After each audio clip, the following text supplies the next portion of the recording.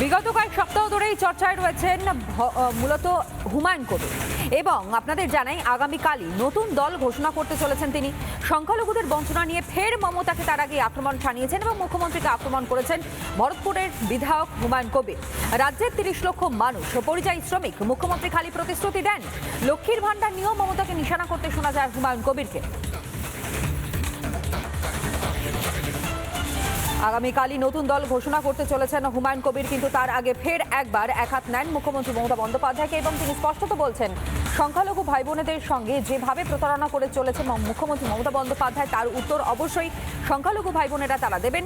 রাজ্যের ৩০ লক্ষ মানুষ ও পরিযায়ী শ্রমিক হয়ে গিয়েছে, মুখ্যমন্ত্রী খালি প্রতিশ্রুতি দেন কিন্তু কাজের কাজ কি সত্যিই কিছু হয় তা নিয়ে রীতিমতন প্রশ্ন তুলেছেন হুমায়ুন কবির। লক্ষ্মীর ভান্ডার নিয়েও মমতা বন্দ্যোপাধ্যায়কে নিশানা করতে শোনা যায় ভরতপুরের বিধায়ক হুমায়ুন কবিরকে, যেই হুমায়ুন কবির আগামীকালই নতুন দল ঘোষণা করতে চলেছেন বলেই জানিয়েছিলেন।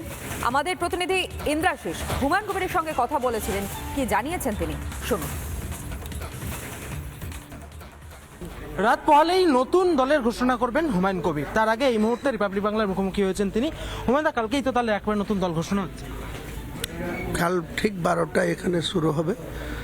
আম জনতাকে নিয়ে, সাধারণ মানুষকে নিয়ে, মুর্শিদাবাদ সহ বাংলার আপামর বঞ্চিত, লাঞ্ছিত, অবহেলিত যাদের প্রতি রাজ্য সরকার বিগত দিনে বামফ্রন্ট সরকার 34 বছরে করেছিল, আজকের যে সরকারটা আছে তারা শুধু মানুষকে মিথ্যাচার, টুপি মারা, মিথ্যা কথা বলা, কাজের কাজ না করে শুধু অকাজকে গুরুত্ব দেওয়া, সামান্য 1000 টাকার লক্ষ্মীর ভান্ডার দিয়ে মনে করছে আমি মুসলমান সমাজের ভোট আমার কেনা হয়ে গেছে, রিজার্ভ হয়ে গেছে।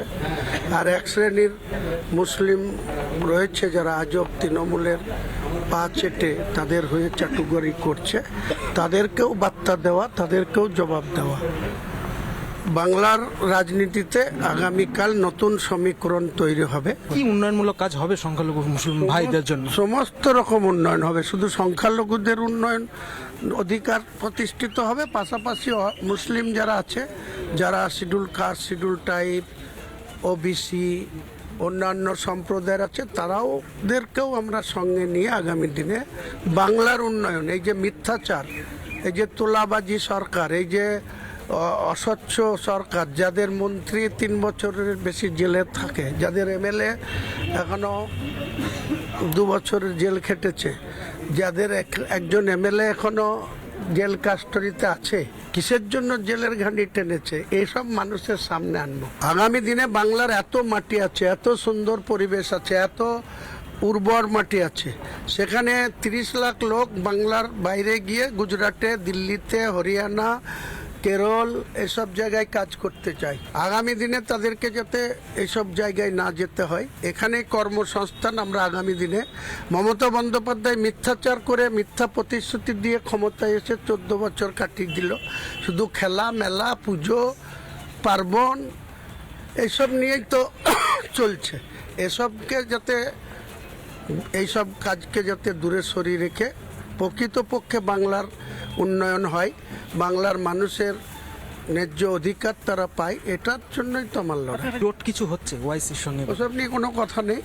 আমার দল আগে কাল ওপেন হোক, তারপরে আমি আমার দোয়ার, যারা টিএমসিকে ক্ষমতাচ্যুত করতে চায়, যারা বিজেপিকে ক্ষমতায় বসতে না দিতে চাই, মানে ক্ষমতায় আসতে না দিতে চাই, তাদের জন্য আমার দুয়ার খোলা, আমার দরজা খোলা। যে আসবে তার সঙ্গে জোট করে ভোটে লড়বো। যদি কেউ না আসে, একাই 294টাই লড়বো। নানা ধরনের কন্টেন্ট দেখার জন্য লাইক করুন, শেয়ার করুন আমাদের ফেসবুক পেজ, সাবস্ক্রাইব করুন আমাদের ইউটিউব চ্যানেল। পাশাপাশি অন্যান্য ব্রেকিং নিউজের জন্য অবশ্যই চোখ রাখুন রিপাবলিক বাংলায়।